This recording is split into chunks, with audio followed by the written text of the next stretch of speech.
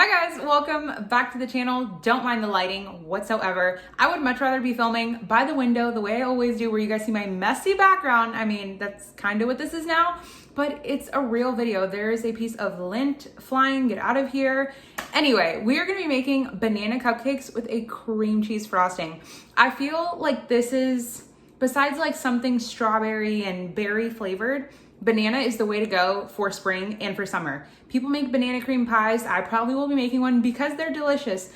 But for a party, it's not really something that's portable. Well, it's not portable at all. You need a spoon, you need a fork, cupcake, portable, good to go.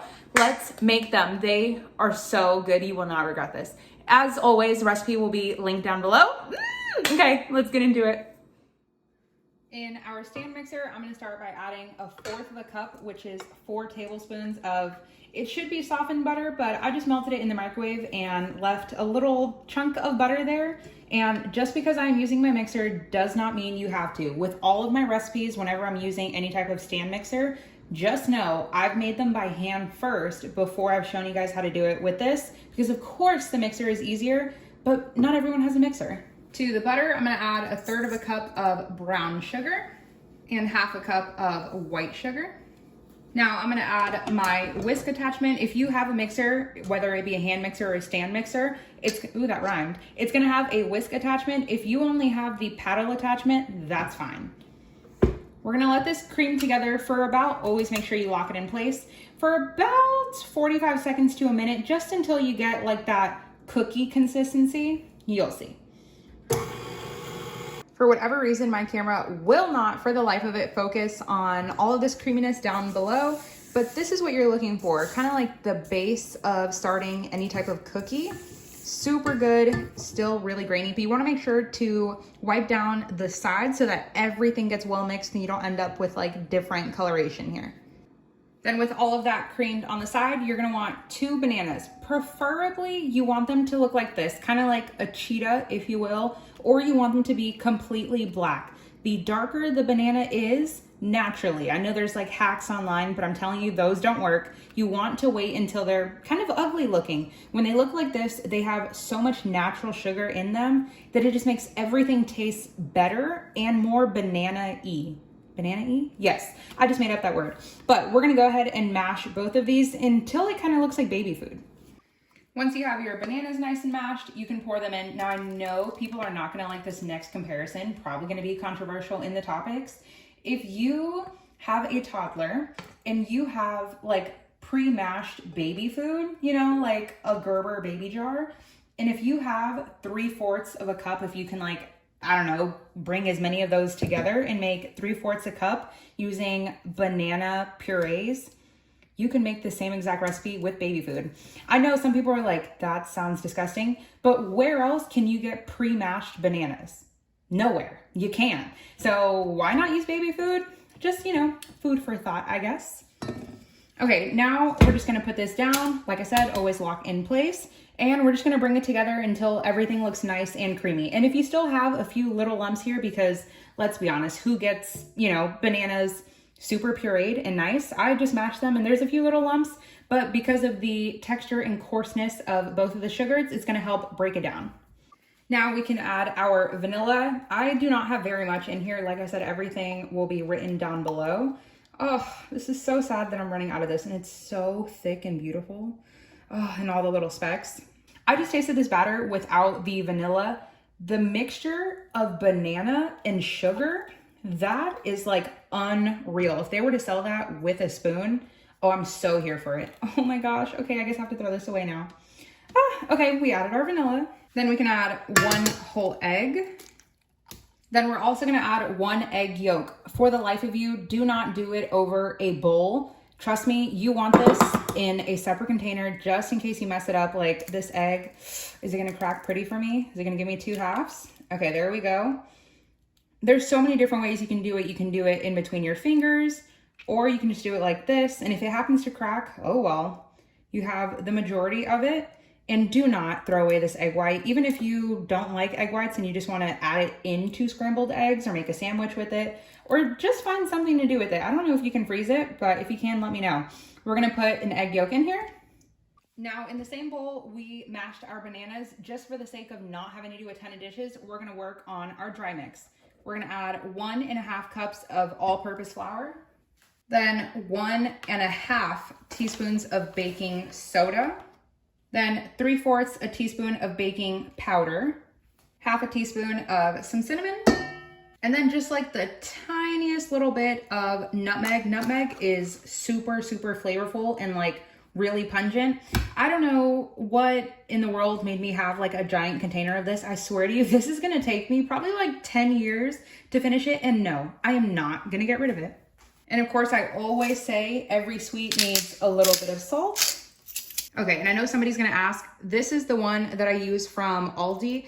I just got it because, I mean, it just looked really cute, but any salt will work. Now, if you're using table salt, use way less than the recipe calls for, about half as less. Then we can just mix it together with the same fork that I used to mash the bananas. I am not trying to do any dishes or have anybody else do any dishes here. Then now that we have our dry and our mixer ready, we're gonna alternate between wet and dry mix. So the wet for our wet mix is gonna be buttermilk. This is 3/4 a cup of buttermilk. If you do not have buttermilk, you can use whole milk. It really only works with whole milk. You can try 2%, but in my opinion, it works best with whole milk. You would add 1 tablespoon to 3/4 a cup of whole milk, let it sit for a couple of minutes, and it's gonna look curdled, but that's exactly what buttermilk is, and it works perfectly for this. So you can use either 3/4 a cup of buttermilk or 3/4 a cup of whole milk with 1 tablespoon of vinegar, preferably white vinegar, but if you have apple cider, go for that too. So I'm just gonna take a few spoonfuls. If you wanted to just toss it all in there, you absolutely could, but to me, it just kind of incorporates a lot better whenever you do this. I'm gonna go for, okay, we're gonna do like half this time and then half the next time. So incorporate this, then we'll go in with buttermilk. Okay, that looks pretty good. I just like to give it kind of like a quick mix. You don't wanna work the flour too much because that develops gluten and it just makes everything tough. So we're gonna pour half of our liquid, turn it on again. There we go, a couple seconds. I swear to you, you do not need to beat it for like 30, 45 seconds. That's why I feel like a stand mixer is so much better than a handheld mixer, because I feel like with the handheld mixer, you have to really get in there more. So, you know, you would think this is sponsored, but I swear to you, it's not. I just really love it. Yes, it's an investment, but it is worth it. Then we can just add the second half of our flour mix. And while that's almost done, I'm just gonna slowly, that's not slowly, but I'm gonna slowly whisk it in. Okay, now everything is looking gorgeous in here. We're just gonna shake this off. Now you'll see that there's like 2 different consistencies here and 2 different colors. I like to take my silicone scraper and make sure I'm scraping up from the bottom and just whisk everything together by hand, or fold it in, I guess, by hand. Just one last time. I don't want to incorporate too much air from the mixer, but I just want to make sure everything is mixed, and I scrape down from the sides. And now our batter is good to go. Now let's prep our muffin tins. I put some liners in our muffin tin. Now it's up to you how you want to get from here to here, however you want to pour. I have a super fancy little squeeze bottle that I love, but since this batter is kind of thick and a little bit chunky from the bananas, it's just easier if I do it by hand. You can either take, this is just a 1/2 cup scoop, but whether you use a cup, 1/4 cup, it's up to you. I'm just gonna dip some in here and try to make it as mess-free as possible. But once again, we're looking for taste here, not the most like pretty presentation. And you wanna go almost all the way. You don't want them to be like sunken down, but you also don't want them to be just like piling over. I want a nice little, you know, a nice little cupcake shape. Okay, I think that's pretty good, almost completely full, and we'll come back when I'm done. Now with our oven set at 350, we can put these in for 18 to 22 minutes. They were baking for 20 minutes. They look incredible, and my house smells amazing. But now, just so that they don't continue to cook, obviously because they're in the hot pan, I'm just gonna very gently just like lift them up, and we're gonna put them on a cookie sheet and let them cool completely before we frost them. And now we'll go on to making the frosting.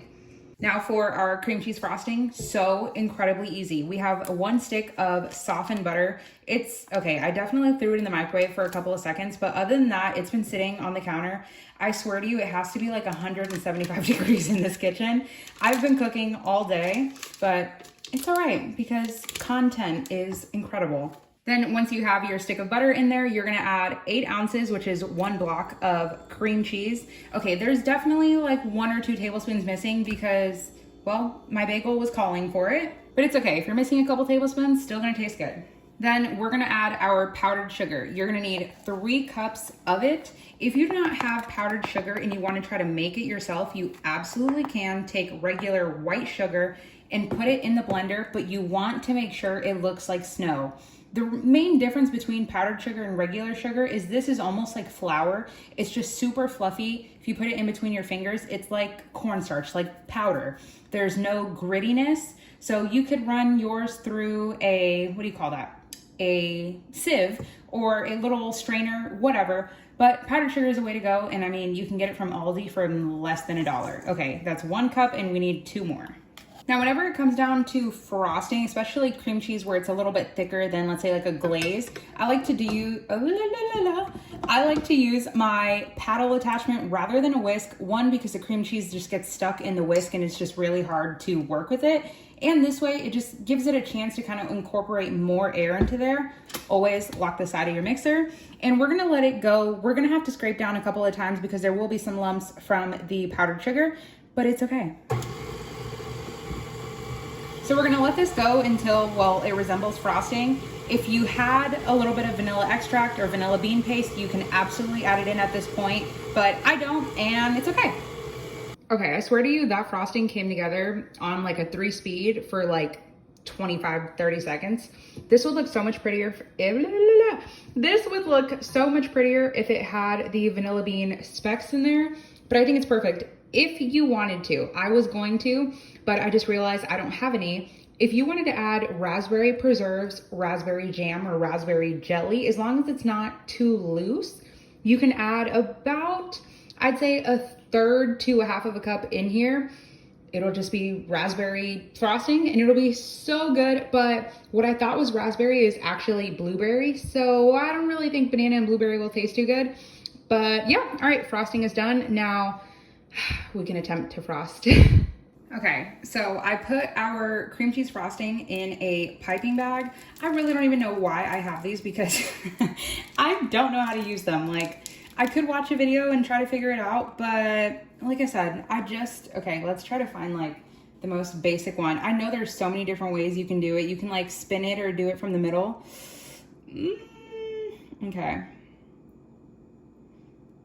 Oh, it's like I can't even talk while I do this. Am I even in frame? Who knows?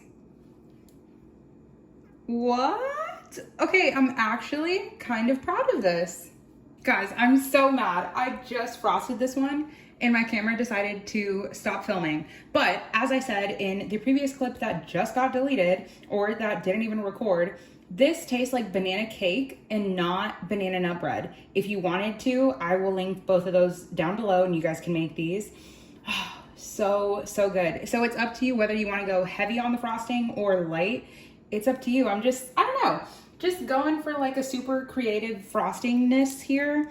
I don't know, your girl is not good at this, but like, we're just gonna make it work. Worst case, take the back of a spoon or a knife and just flatten it. Okay, I know somebody was gonna ask what it looks like in the inside. It is so light and tender. I definitely kind of went heavy with the cream cheese frosting, so I recommend either making half the amount or just not adding as much on top, but it is so good. Wow.